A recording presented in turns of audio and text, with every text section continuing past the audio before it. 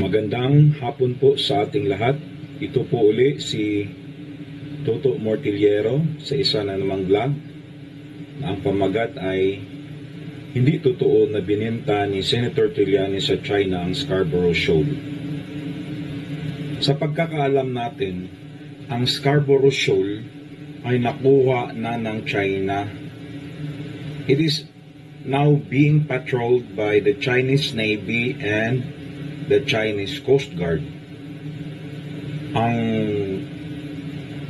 chismis kasi ng mga vloggers ni na Duterte at ni Marcos na bininta ni Senator Trillanes ang Scarborough Shoal sa China. Sa pagkakaalam natin, hindi ito totoo. Nangyari ito noong panahon ni dating Presidente Benigno Noynoy Aquino, na merong Philippine Navy vessels doon sa Scarborough Shoal na pinalibutan ng maraming Chinese Navy vessels. Merong standoff. Mga around 3 ships lang yung Philippine Navy vessels. Ang Chinese Navy vessels, ang dami. Ang dami daw talaga. Ngayon, kung natuloy yung standoff at nagkaputukan, siguradong mamamatay ang mga Chinese Navy men at mga Philippine Navy men natin doon. So there was a days of standoff na napag-alaman ni dating Presidente Noynoy Aquino, at dahil doon tinawagan niya si former Senator Antonio Trillanes para makig-negotiate sa China. Therefore, pumunta si dating Senador Antonio Trillanes sa China para makipag-negotiate na lilisanin ng Philippine Navy yung Scarborough Shoal at saka lilisanin din ng Chinese Navy ang Scarborough Shoal. Yun ang tinatawag natin na back channel diplomacy between China and the Philippines with regard to the Scarborough Shoal. Yun ang totoong nangyari. Hindi bininta ni Senator Trillanes. Diba? Kasi kung bininta ni Senator Trillanes, isa na si Senator Trillanes na humadlang sana sa petition ng Philippine government against the Chinese government with regard to the Philippine government's claim in connection with the islands and islets which can be found in the West Philippine Sea before the UN Arbitral Tribunal, di ba? Hindi hinadlangan ni Senator Trillanes. Noong 2016, tumakbo si Senator Trillanes for Vice President, natalo. Bakit? Walang pera. Walang pera. Ngayon, yung second term ni Senator Trillanes natapos noong 2019. Sa makatuwid, wala na siya sa public office since 2019. Ang nangyari, nagturo siya sa UP School of Governance, sa Public Administration at saka sa Ateneo School of Governance, Public Administration pa rin. So since 2019 hanggang ngayon, wala siyang public office. Noong 2022, bumalik siya sa Senado, tumakbo siya ulit, natalo. Bakit? Walang pera. Walang perang pwede niyang igastos sa pangangampanya. Ngayon, paano nila masasabi na binenta ni Trillanes ang Scarborough Shoal sa China? Makikita na naman natin na sa dalawa niyang takbo for Vice President in 2016 and for Senator in 2022, wala siyang perang panggastos para sa eleksyon. Kung binenta niyang Scarborough Shoal, sigurado milyon-milyon yun, kasi yung Scarborough Shoal, source of fishing ground yun, fishing ground. Maraming isda doon. Bilyones ang makukuha ng China doon. Bakit walang pera si Trillanes?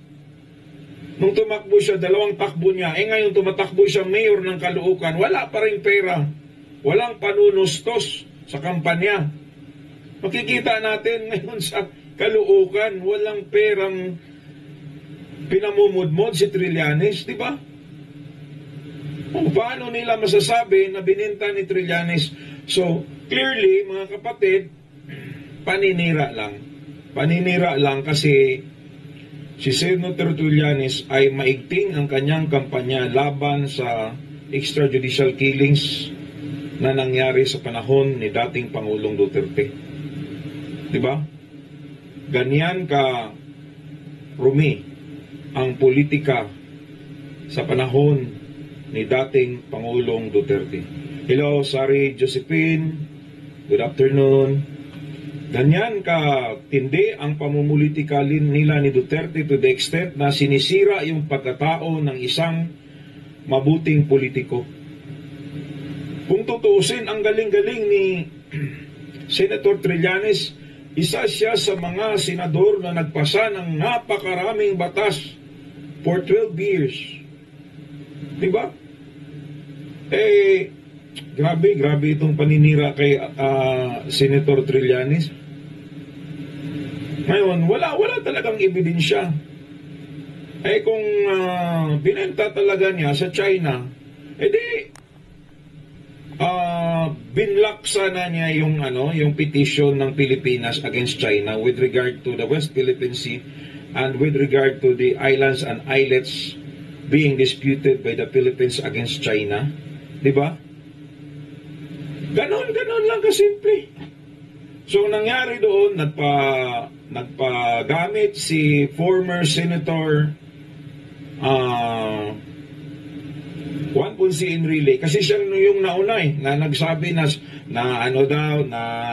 nabenta daw ni Trillanes. Ang ebidensya, saan ngayon yung ebidensya? Marami bang mansyon si Trillanes? Marami ba siyang properties na nabili? Kasi kung nabenta yun ni Trillanes, milyon, limpak na pera ang nakuha talaga niya sa China. Therefore, mga kapatid, based on the circumstances, it is very clear that the other party, the political nemesis of Senator Trillanes are just there to destroy his own reputation. Diba? Ngayon, makikita natin yung political career ni Trillanes, ang linis-linis talaga.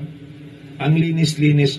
Maliban lang doon sa yung Oakwood Mutiny, tsaka yung isa pang mutiny, yung Kodita na sangkot siya.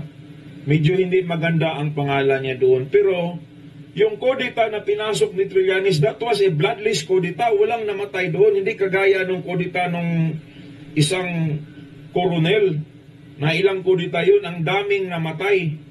Diba? So, the Koditas which Trillanes entered before were just sort of a protest against the corrupt government of Gloria Macapagal Arroyo. Ganon lang kasimple yun. Ngayon, nung naging senador si Senator Antonio Trillanes, marami siyang nagawa. Ang dami niyang batas na naipasa. Bumawi si Senator Antonio Trillanes at pinaglaban niya ang kasarinlan ng Pilipinas laban sa China. Pinaglaban niya ang daming buhay na napahamak dahil sa extrajudicial killings. So sa mga taga-Caloocan na nanonood ngayon, kung meron mang nanonood at nakikinig, I'm campaigning for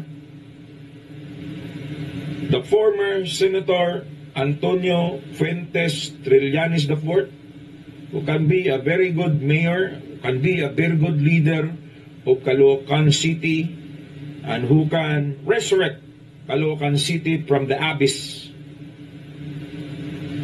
So yan lang po muna ang masasabi ko. Dapat sana malalaman natin ang katotohanan with regard to the issues against Senator Antonio Trillanes, which are being invented only by his political enemies. So, sana suportahan ninyo po ang aking vlog. Mga kapatid, ito'y ginagawa ko para sa ating bayan.